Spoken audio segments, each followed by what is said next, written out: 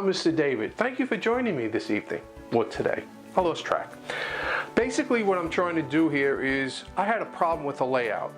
A nice friend of mine bought me this little, I call it a tram, a trolley, cable car.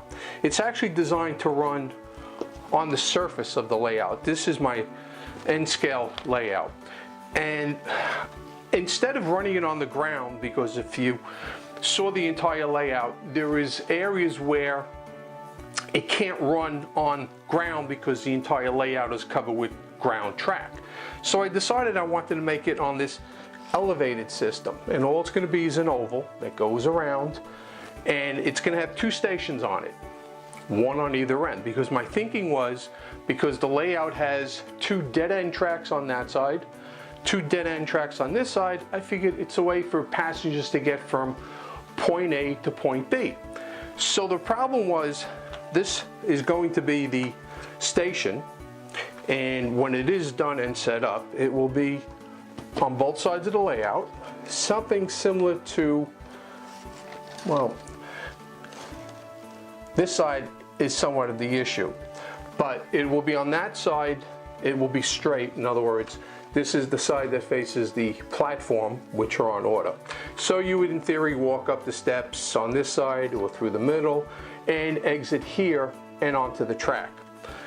So the issue was, well, I'm using what's called viaduct track. And if you can tell, there's a little channel on the outside, and here's the track. But the problem was, how do you get off the platform from the station onto the train platform? So I decided I'm going to take a piece of flat track. But the problem with the flat track was, it had a sag in it, because that segment is actually supposed to be sitting one on this side, flat track, one on that side, flat track. But there was nothing to support it. These are the stanchions that are used for this system to support, but it still, I couldn't get a piece in the middle, so there was like spring action in this. I tried using, everybody knows what these are. These are the two that from the hangers you get from the cleaners for holding your slacks, pants. But it wasn't enough, because it has a little bit of a curve to it this way. So I came up with a better idea. I went to my local home center store and I bought paint sticks. Actually, they gave them to me. And I figured, well, it's rigid enough.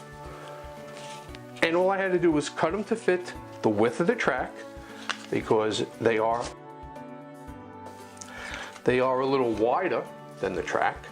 So I cut them down for the width of the track, and I came up with a solution that resembles something like this. Now, these are still in the gluing process.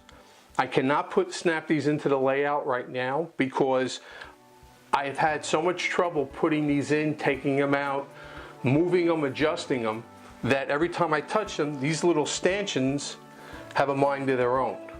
So by touching this area here, the ones over there fall down.